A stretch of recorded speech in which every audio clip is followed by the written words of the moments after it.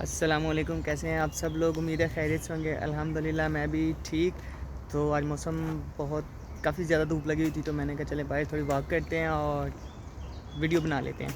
तो आज की जो वीडियो है वो बेसिकली बैचलर्स के बारे में है कि अगर आप बैचलर्स करना चाहते हैं जर्मनी में तो आपको क्या रिक्वायरमेंट्स चाहिए, आपका एक्सपेंस कितना आएगा और लैंग्वेज रिक्वायरमेंट्स क्या हैं और इंडेक्स क्या हैं। तो जल्दी से सब पे थोड़ी थोड़ी बात करते हैं, वीडियो को शॉर्ट से शॉर्ट रखते हुए। तो शुरू करते हैं। सबसे पहले कि यहाँ पे मैं आपको थोड़ा सा बैकग्राउंड दे देता हूँ कि बैचलर्स होता कैसे है और उसकी मतलब रिक्वायरमेंट्स क्या क्या हैं। तो सबसे पहले जैसे कि पाकिस्तान में या मतलब काफ़ी और कंट्रीज़ में ऐसा होता है कि आप 12 के बाद बैचलर्स में जाते हैं, लेकिन जर्मनी में ऐसा नहीं होता। जर्मनी में अगर आपने बैचलर्स करना है तो आपके लिए प्रीवियसली 13 ईयर की एजुकेशन जो है वो होना ज़रूरी है।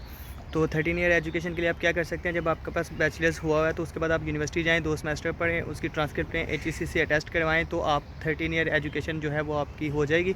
तो फिर आप जर्मनी में बैचलर्स के लिए एलिजिबल हैं। तो अगर आप जर्मनी में बैचलर्स का सोच रहे हैं तो आई होप कि आपके पास 13 ईयर एजुकेशन जो है वो ऑलरेडी होगी।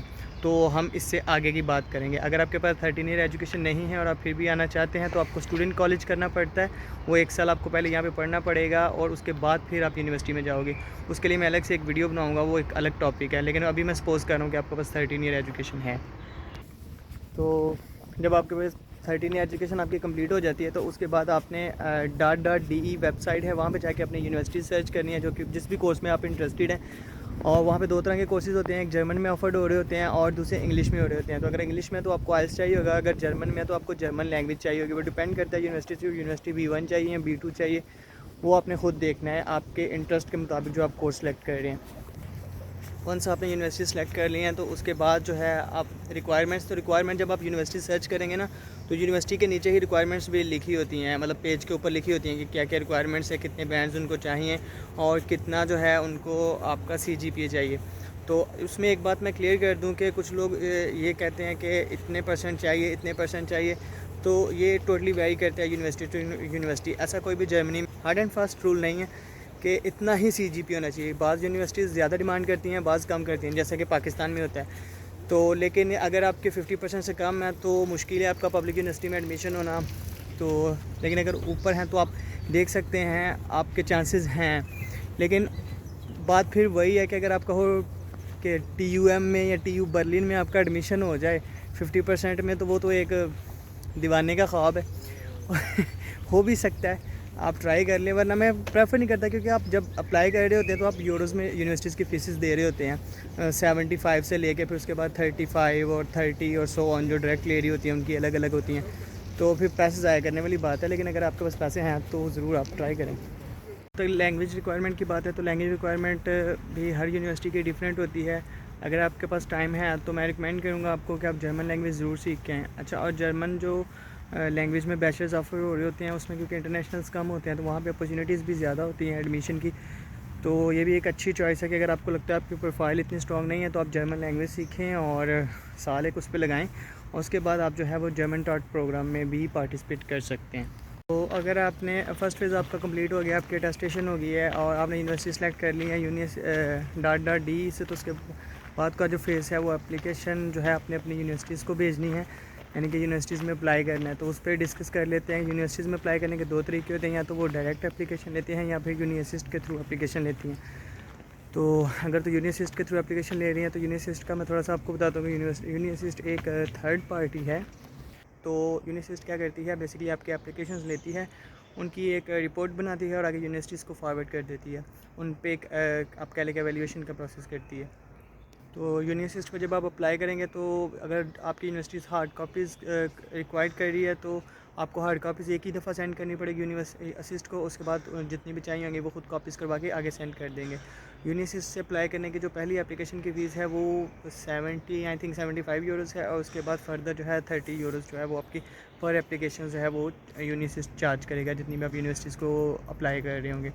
और दूसरा जो है यूनिवर्सिटी को डॉक्यूमेंट्स भेजने के लिए आपको डॉक्यूमेंट्स अटेस्ट करवाने पड़ेंगे और जो आपने फ़ोटोज़ कापी भेजनी है, फ़ोटो कापी आपने नोटराइज्ड फ़ोटो कापीज़ भेजनी है। और जो डायरेक्ट यूनिवर्सिटीज़ एप्लीकेशंस ले रही हैं उनके लिए आपने उनके पोर्टल्स पे अप्लाई करना है। उनकी रिक्वायरमेंट है अगर हार्ड कापीज़ की तो आपको डायरेक्ट हार्ड कॉपी सेंड करनी पड़ेगी, otherwise paperless application he most of the universities हो रही है कोविड के बाद से। इसके लिए जो आपको डॉक्यूमेंट्स रिक्वायर्ड होते हैं उसमें आपके है जो इंटर और मैट्रिक के सर्टिफिकेट्स आ जाते हैं अटेस्टेड। IBCC से, उसके बाद आपके 2 सेमेस्टर की ट्रांसक्रिप्ट आ जाएगी, या कोई भी आपने जो फर्दर एजुकेशन की है, मतलब 13 ईयर एजुकेशन आप कम से कम होनी चाहिए, 14 भी हो सकती है, मसला नहीं है।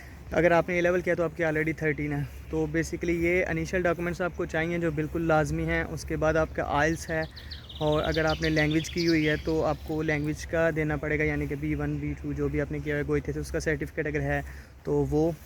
उसके अलावा आपका LOM होगा, लेटर ऑफ मोटिवेशन, जो कि बहुत इंपॉर्टेंट है, और उसकी बेस पे मोस्टली एडमिशन्स होते हैं, क्योंकि उसमें आपने सारा बताना होता है कि आपका क्या गोल है और आप क्यों ये बैचलर्स करना चाहते हो। उसके बाद लेटर ऑफ रिकमेंडेशन है, जो कि आपके प्रोफेसर या आपके टीचर्स हैं, अगर वो हैं तो वेल एंड गुड है, अगर नहीं है तो भी कोई बात नहीं है। और उसके बाद जो वीज़ा के लिए डॉक्यूमेंट्स रिक्वायर होते हैं, उनमें आपके जो प्रीवियस डॉक्यूमेंट्स होंगे वो सारे तो साथ होंगे ही होंगे, आपका एडमिशन लेटर होगा, और उसके बाद जो है अगर आप इस्लामाबाद से हैं तो आपकी 6 महीने की बैंक स्टेटमेंट भी लगेगी, ज़्यादा नहीं चाहिए, 7, 8, 10 लाख की भी बहुत होगी। और अगर कराची से हैं तो कोई ज़रूरत नहीं है। और उसके अलावा जो है आपका ब्लैक अकाउंट, सबसे ज़रूरी आपका ब्लॉक अकाउंट चाहिए होगा। और फिर आप अबैसी की वेबसाइट खोलें, वहाँ पे सारे डॉक्यूमेंट्स वैसे भी लिखे हुए हैं, मैं लिंक भी डाल दूँगा। तो उनके 2-2 फ़ोटोकॉपीज़ करवाएं और दोनों अलग अलग उनके सेट बनाएं, और अम्बेसी जाएँ, इंटरव्यू दें, अपना वीज़ा लें और जर्मनी आएँ। और डॉक्यूमेंट्स आपने सारे जो है वो यूनिवर्सिटीज़ को अप्लाई कर दिया सारा। तो अब एक्सपेंस की बात कर लेते हैं कि इस पे एक्सपेंस कितना आता है। तो 40,000 जो है वो आपका आइल्स का आएगा। उसके बाद आपने यूनिवर्सिटीज़ में अप्लाई करना है, 70 यूरोज़ यूनिवर्सिटी की पहली एप्लीकेशन फ़ीस होगी, उसके बाद 30 ऑनवर्ड। तो जितनी यूनिवर्सिटीज़ में आपने अप्लाई करना है और डॉक्यूमेंट सेंड करने पड़ने हैं, अगर आपको DHL के थ्रू करने पड़ती हैं, तो वो ये टोटल ओवरऑल मेरे ख्याल से कोई 500 यूरोज़ के करीब जो है वो आपका इनिशियल एक्सपेंस आ जाएगा एडमिशन तक का।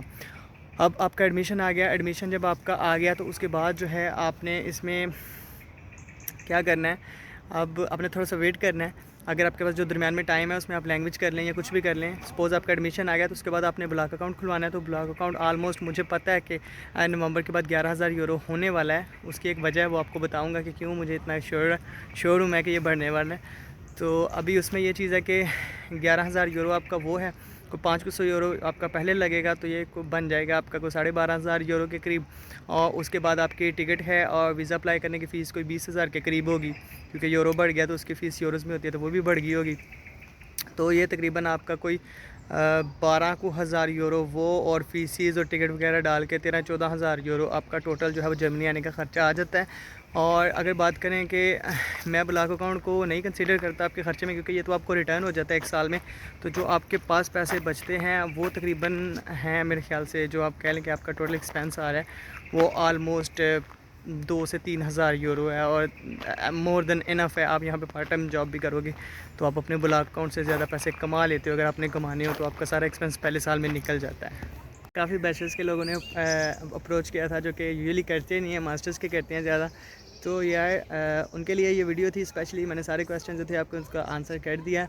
तो उम्मीद है आप लोग प्रोसेस कर लेंगे, और कुछ नहीं समझ आएगी तो पूछ लेंगे। यार कुछ लोग बेसिकली हर बात पे गाइडेंस चाहते हैं, तो ऐसा मुमकिन नहीं होता। देखिए मैं फ्री ऑफ कॉस्ट अगर कर रहा हूँ तो ऑब्वियसली मुझे टाइम निकालना मुश्किल होता है। यहाँ पे हम काम भी करते हैं, वर्किंग आवर्स हमारे होते हैं, यूनिवर्सिटी के आवर्स होते हैं, घर का काम करना होता है, तो पॉसिबल नहीं होता आप इंडिविजुअली एक बंदे को जो है जाके तो आंसर करें हर चीज़ का स्पेसिफिकली।